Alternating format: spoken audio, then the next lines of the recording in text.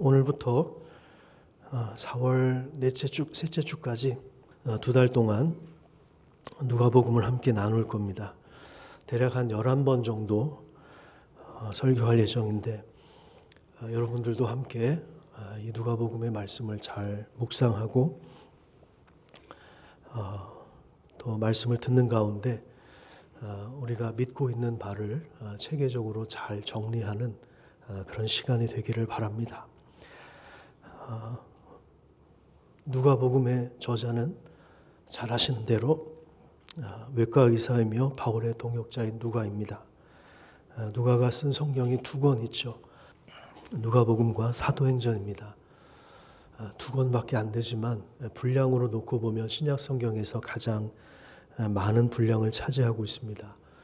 외과 의사의 특성상 굉장히 주도 면밀하게 예수님을 목격한 증인들의 진술을 토대로 복음서를 써내려 갔습니다. 누가복음 1장 1절에서 4절 말씀을 보시면 누가복음을 기록한 목적과 의도를 잘 정리하고 있습니다. 지금 자신이 기록하는 이 말씀은 누군가의 상상력을 동원해서 만들어낸 창작물이 아닙니다. 1절 말씀에 보시면 우리 중에 이루어진 사실에 대하여 쓴 글입니다. 그래서 우리는 누구일까요?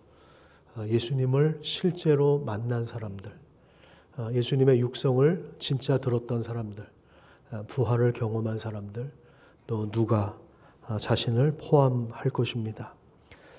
지난주에 헌법재판소에서 구속 수감된 대통령과 변호인단이 오른쪽에 자리하고 있고 또 탄핵 소추위원들이 맨 왼쪽에 자리 잡고 있고 그 중간에 증인들로 채택된 이들에 대한 신문과 공방이 아주 치열하게 펼쳐졌습니다. 저도 시간이 되는 대로 그 중계를 봤는데요.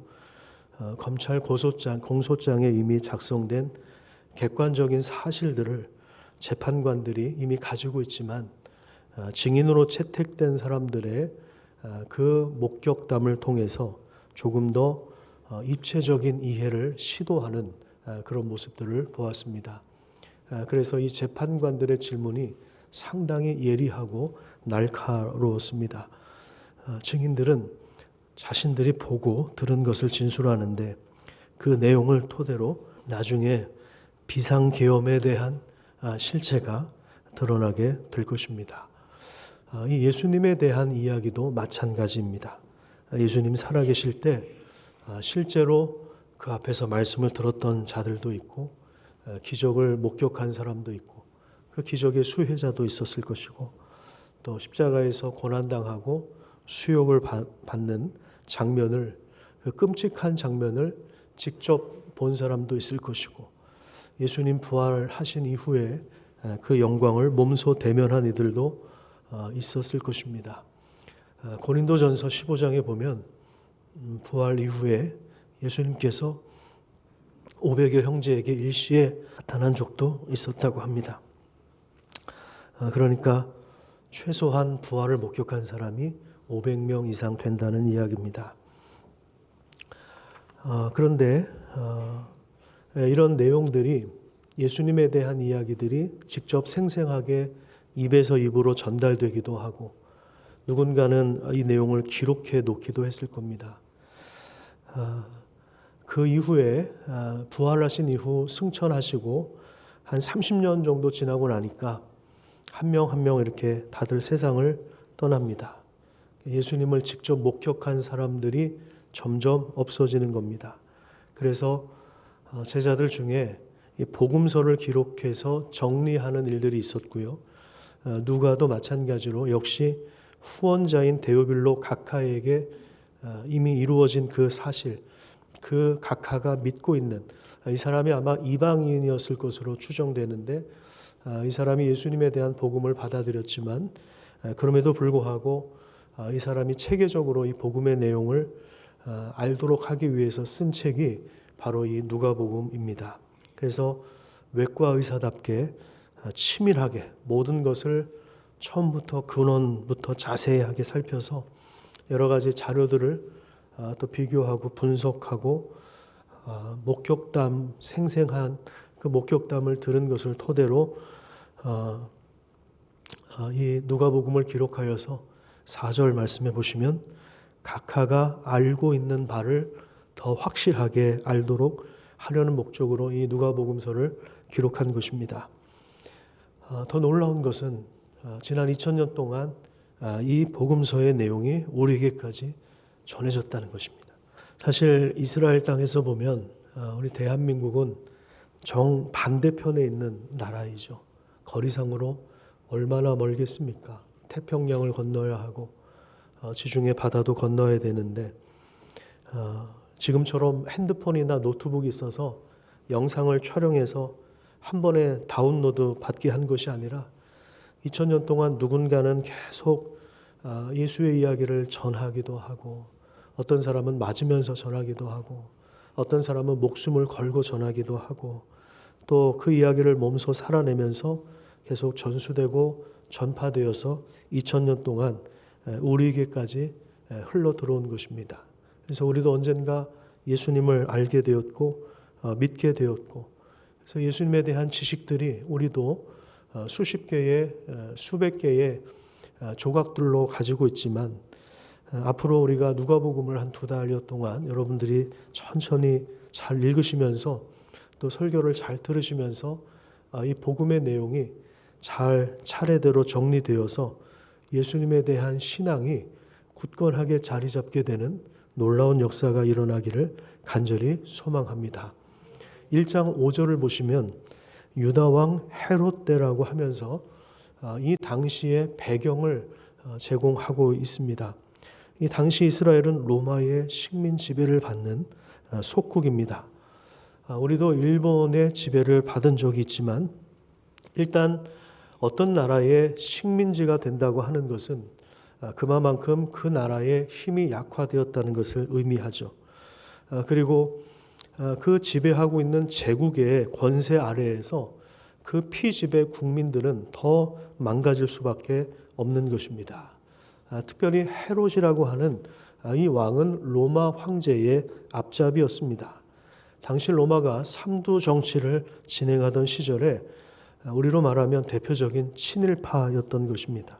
로마 황제에게 아첨하면서 속국의 왕으로서 34년을 그 지위를 유지합니다. 헤롯은 로마 황제가 힘과 권력으로 피지배 국민들을 지배했던 것처럼 힘과 권세를 드러내기를 좋아했고 또 자신을 드러내기 위해서 대규모 건축 사업을 벌였습니다. 그래서 예루살렘 성전도 지었습니다. 신앙이 있어서가 아닙니다.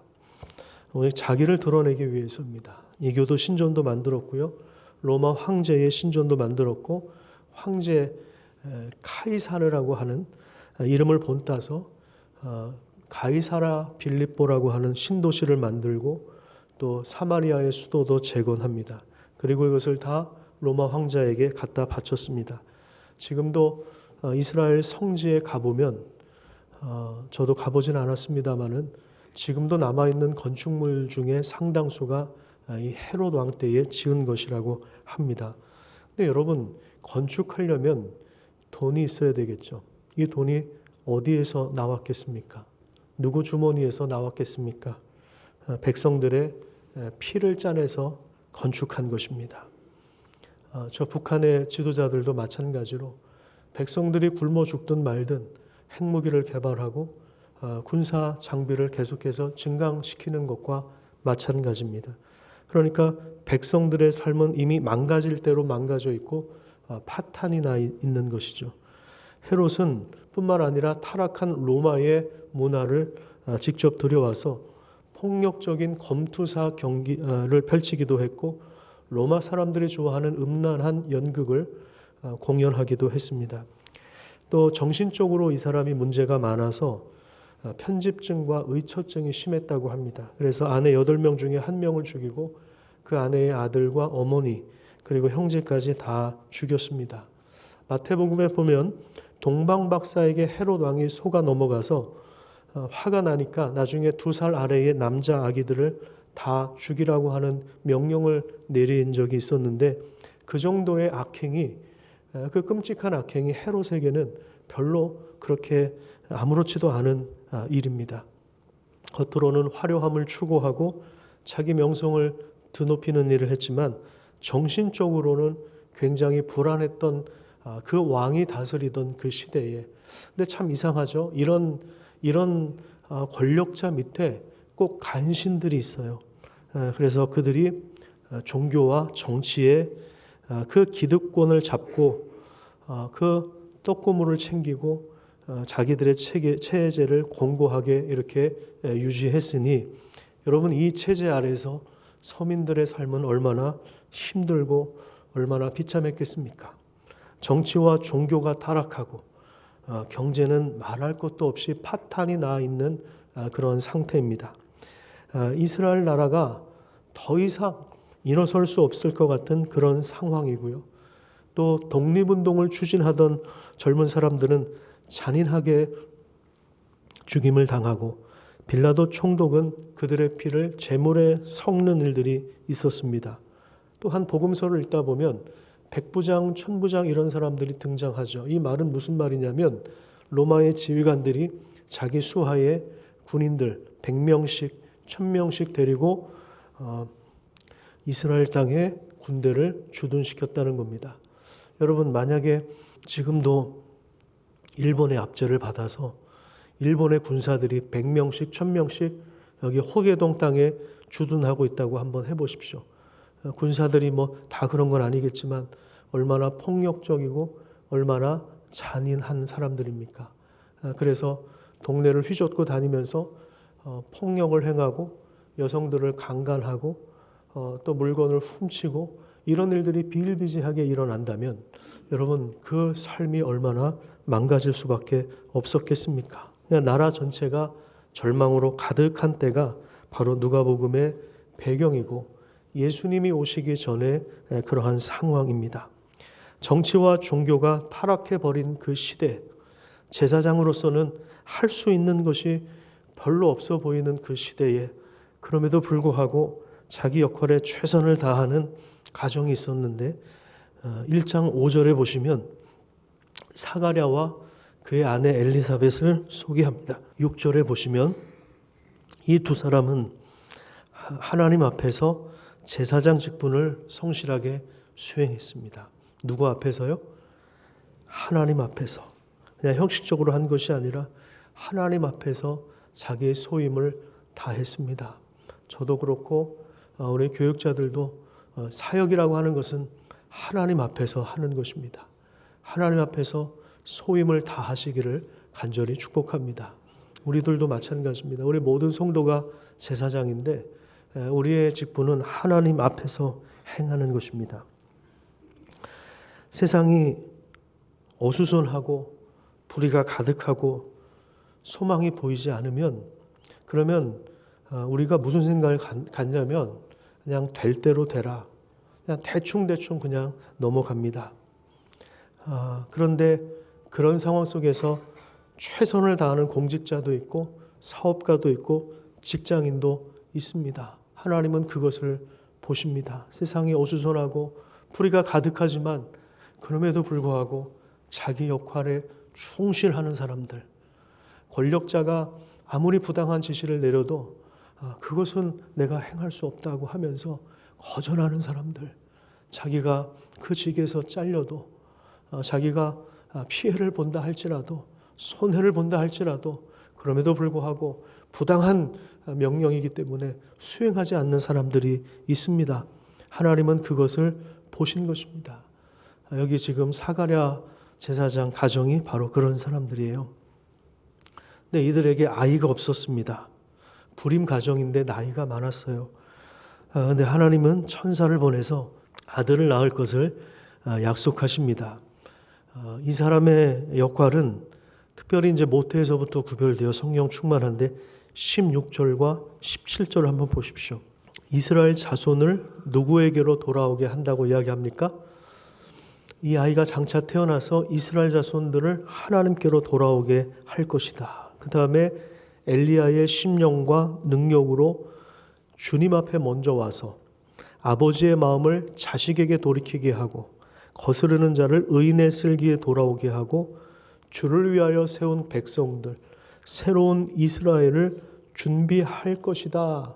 이 아이의 출현이 그래서 기쁘게 될 것이다. 그 부모도 기쁘지만 많은 사람들에게 기쁨을 줄 것이다. 그렇게 말씀하고 있는 것입니다. 새로운 이스라엘, 절망 속에 있지만 다시 일어날 이스라엘 백성들을 준비시킬 것이다. 이런 놀라운 메시지를 전하고 있는 것입니다. 그 후에 6째 달이 지나서 천사 가브리엘은 갈릴리 나사렛에 있는 처녀 마리아를 방문하는데 28절을 같이 한번 읽어보도록 하겠습니다. 1장 28절입니다. 시작.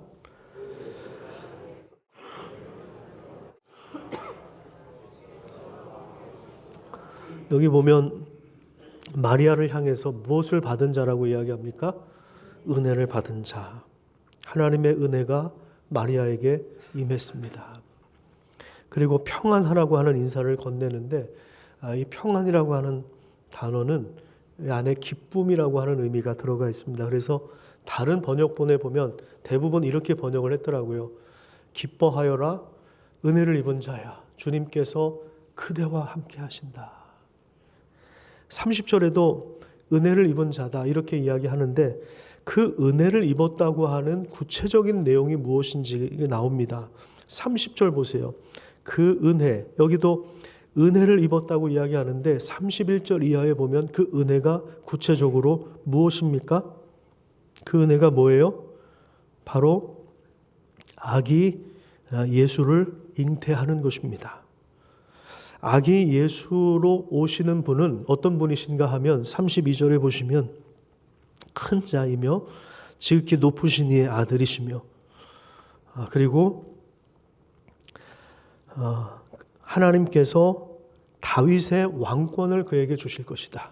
여러분 이 말은 이분이 바로 그토록 이스라엘 사람들이 고대하고 고대했던 메시아가 바로 이분이라고 하는 그러한 말씀입니다. 구약 시대부터 이스라엘 백성들이 간절하게 고대했던 소망입니다. 바벨론의 포로로 끌려갔을 때부터 또 70년이 차서 다시 고국으로 돌아왔지만 고국의 현실이 뭐 다 불타버리고 폐허가 되어 있는 쪼그라들어 있는 성전을 보면서 건축을 하긴 했지만 너무 초라한 모습을 보면서 눈물을 흘렸던 그들에게 선지자들이 계속해서 예언했던 것이 하나님께서 메시아를 보낼 것이다. 지리멸렬한 그들의 역사 가운데 지금은 로마 제국의 아래에서 압제를 당하고 신음을 당하는 그들에게 그들이 간절하게 고대했던 그 소망, 메시아가 오실 것이라고 하는, 그래서 오셔서 그가 다윗의 왕권을 가지고 그 힘과 권세를 가지고 우리 나라를 다시 회복시킬 것이라고 하는 그 간절한 기대가 메시아에게 쏠려 있었는데 바로 이 아기 예수가 메시아가 될 것이라고 하는 이 엄청난 이야기를 하고 있는 것입니다. 68절 말씀에 보시면 찬송하리로다 주 이스라엘의 하나님이여 하나님께서 그 백성을 돌보사, 자기 백성, 로마 제국 아래서 신음하고 있는 자기 백성을 돌보셔서 지금 그 나라가 파탄이 났고 도저히 소망을 꿈꿀 수 없는 상황이지만 하나님이 자기 백성을 돌보셔서 그래서 구원의 뿔을 일으키셨다는 거예요. 이 뿔이라고 하는 것은 능력 있는 구원자를 말하는 것입니다. 폭군이었던 헤롯 왕보다 로마 황제보다 더 강한 능력으로 임할 메시아를 상징하고 있는 것입니다. 하나님은 절망의 시대에 불임의 여성 그리고 동정녀이며 남자와 한 번도 관계를 맺어보지 않은 변방의 여인, 족보와 가문이 소개되지 않은 마리아, 요셉 가문보다 더 뭐가 없는 비천한, 스스로가 자기가 비천한 여인이라고 고백했던 이 마리아를 택하셔서 은혜를 입게 하셨습니다. 세례 요한을 먼저 보내셔서 사람들의 마음을 하나님께로 돌이키며 메시아가 오실 길을 준비하게 하실 뿐만 아니라 그 메시아를 통해서 장차 이스라엘을 구원하실 그 놀라운 일을 시작하신 것입니다. 그런데 여러분, 마리아 입장에서 한번 생각을 해보십시오. 천사의 방문이 마리아에게는 굉장히 특별한 하나님 체험이었을 겁니다. 엄청난 말씀이었을 거예요. 은혜를 입었다고 했지만 개인적으로 볼 때, 여성 입장에서 볼 때, 처녀 입장에서 볼 때 갑자기 내 몸에 임신을 한다라고 하는 것은요, 이것은 굉장히 가혹한 일이 될 수 있습니다. 특별히 결혼하기 전에 정혼을 한 상태이지 않았습니까? 임신의 소식이 알려지면 죽을 수 있는 두려운 사건이에요. 실제로 마태복음에 보면 정혼했던 남편 요셉이 드러내지 않고 가만히 관계를 정리하고자 했을 정도입니다. 왜냐하면 알려지면 법에 따라서 처벌을 받아야 되니까요.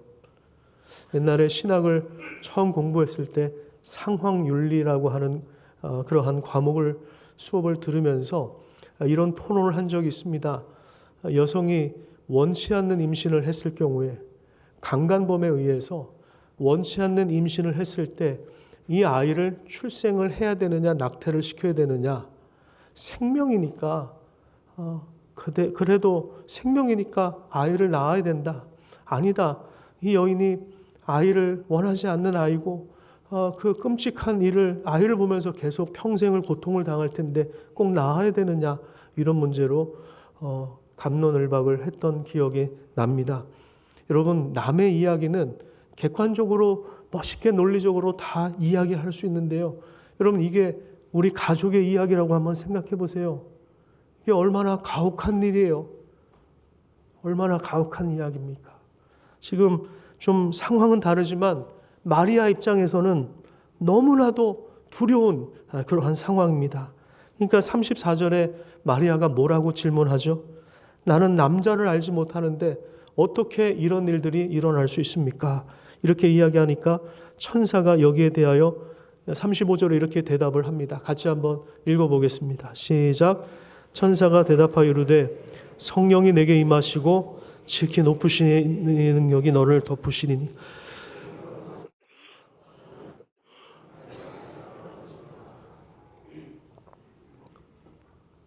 아기가 잉태되는 방식은 남자와 여자와의 관계를 통해서가 아닙니다.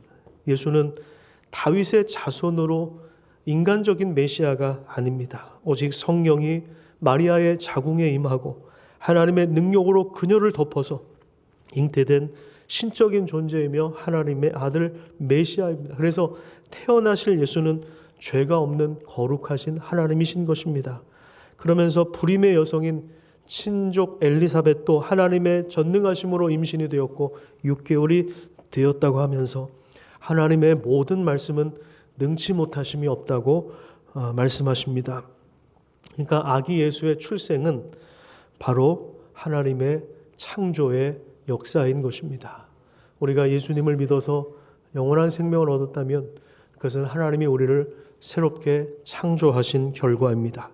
하나님에게는 노년의 불임이나 처녀의 불임이 전혀 문제가 되지 않습니다. 아브라함도 불가능한 상황에서 100세에 이삭을 낳지 않았습니까? 사가랴 제사장 가정에서도 마찬가지고 이삭도 마찬가지고 야곱도 마찬가지고 불임의 상태 속에서 하나님께서 그 능력을 보이셔서 언약을 이루어 가시는 그런 내용들을 우리가 볼 수 있습니다. 그래서 마리아가 은혜를 입었다고 하는데 은혜 중에 은혜는 무엇인가 하면 바로 예수 그리스도십니다. 한번 따라서 해보십시오. 은혜 중에 은혜는 예수 그리스도십니다. 근데 우리는 그렇게 생각 안 하거든요. 은혜 중에 은혜는 우리 남편이 승진하는 것이고 우리 자식이 좋은 대학 들어가는 것이고 그리고 사업이 잘 되는 것이고 내가 유명해지는 것이고 내가 건강해지는 것이고 그걸 은혜라고 우리가 생각하잖아요. 근데 여러분, 은혜 중에 은혜는 예수 그리스도십니다. 여러분들이 예수님을 믿고 계시다면 여러분은 이미 은혜를 입은 자입니다. 하나님은 예수 그리스도를 통해서 절망스러운 세상 가운데 하나님의 통치와 능력을 드러내시는 것입니다. 여러분, 우리가 살고 있는 세상은 항상 힘을 가진 사람들의 범죄와 타락과 일탈로 인해서 망가질 대로 망가지지 않습니까? 여러분, 만약에 우리가 지금도 일본의 지배를 받고 있다고 한번 생각을 해보십시오. 그래서 일본 말을 써야 되고 이름도 일본 이름을 지어야 되고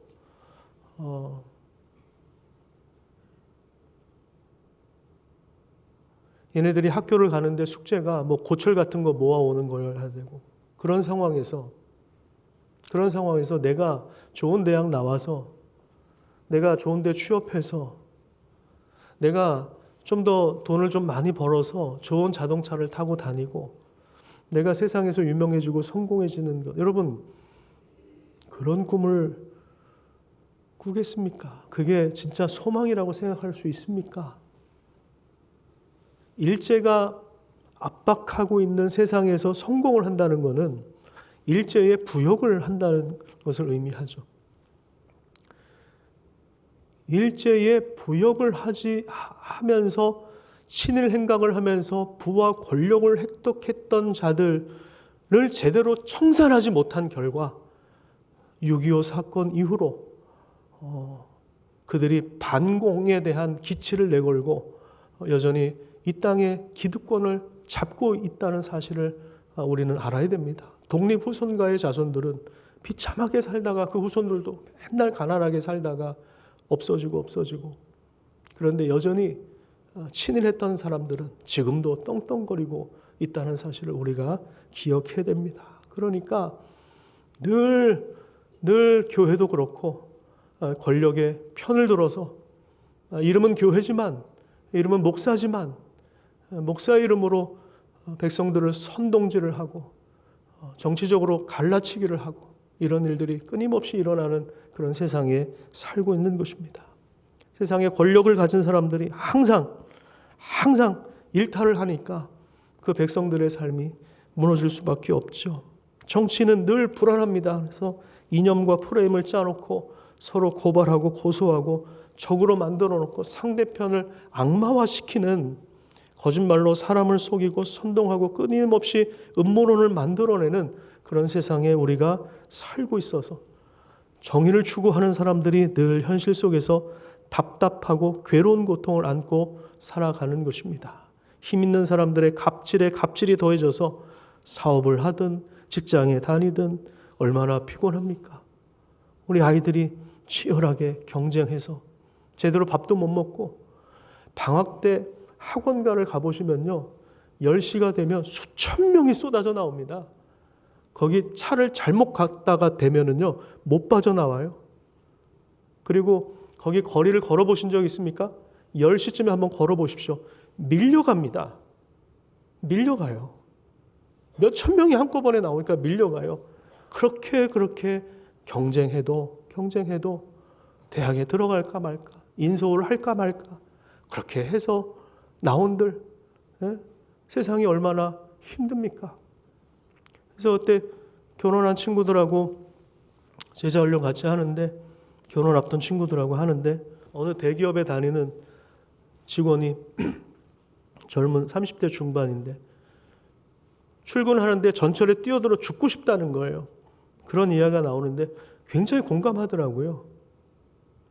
우리가 일하고 있는 그 현실 자체가 마음이 상할 대로 상할 수밖에 없고 지칠 대로 지칠 수밖에 없고 병을 달고 살고 스트레스를 늘 받고 그러니까 항상 찌들어 있고 쭈그러져 있고 교회도 하나님을 내세우기는 하는데 가만히 보면 세상의 번영과 부를 쫓고 권력과 결탁하고 그래서 청와대 가서 푸닥거리 해주고 말은 기도하지만 무당이 굿하는 것처럼 푸닥거리 해주고 이상한 종교를 만들어냈습니다.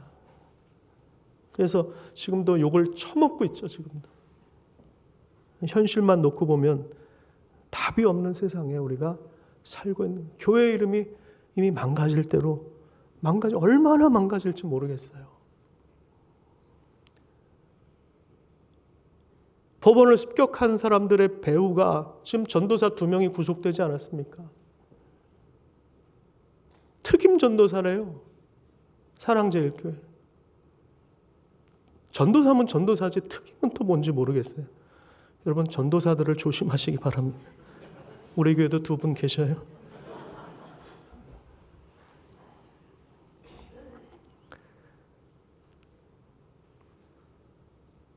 너무 혼란스러운.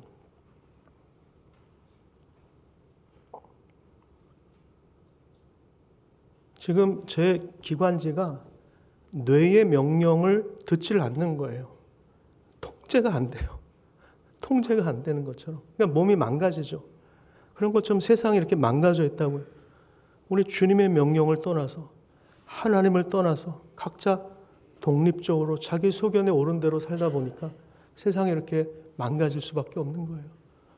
그래서 하나님 없이 권력을 잡는 것, 하나님 없이 돈을 소유하는 것, 이게 얼마나 무서운 건지, 얼마나 많은 사람들이 억울함을 당하는지.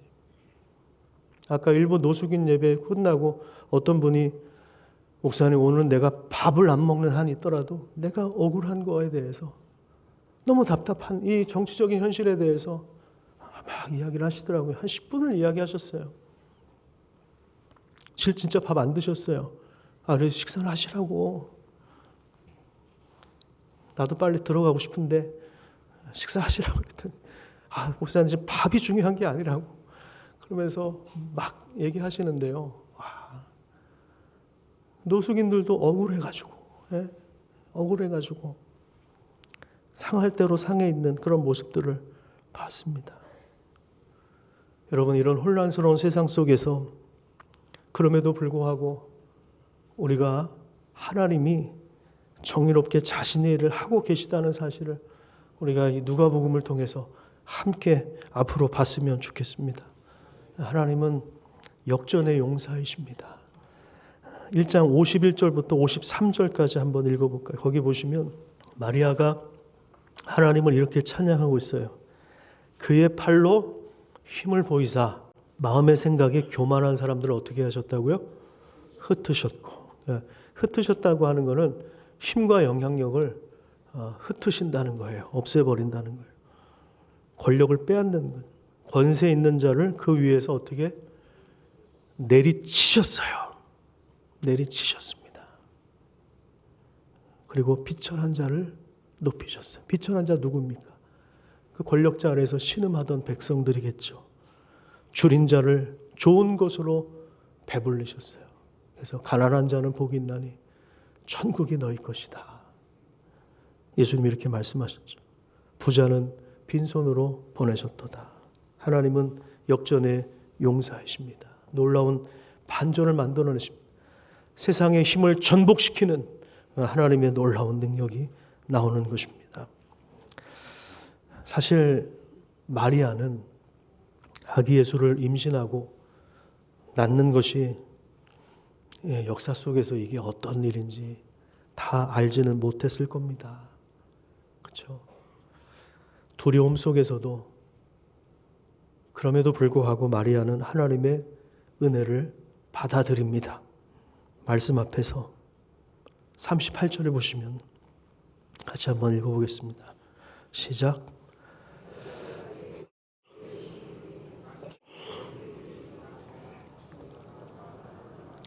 주의 여종입니다.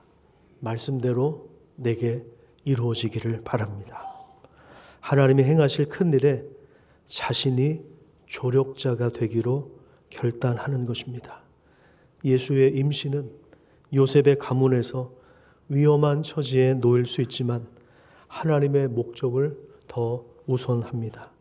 하나님은 메시아를 통해 일하시지만 우리와 동역하십니다.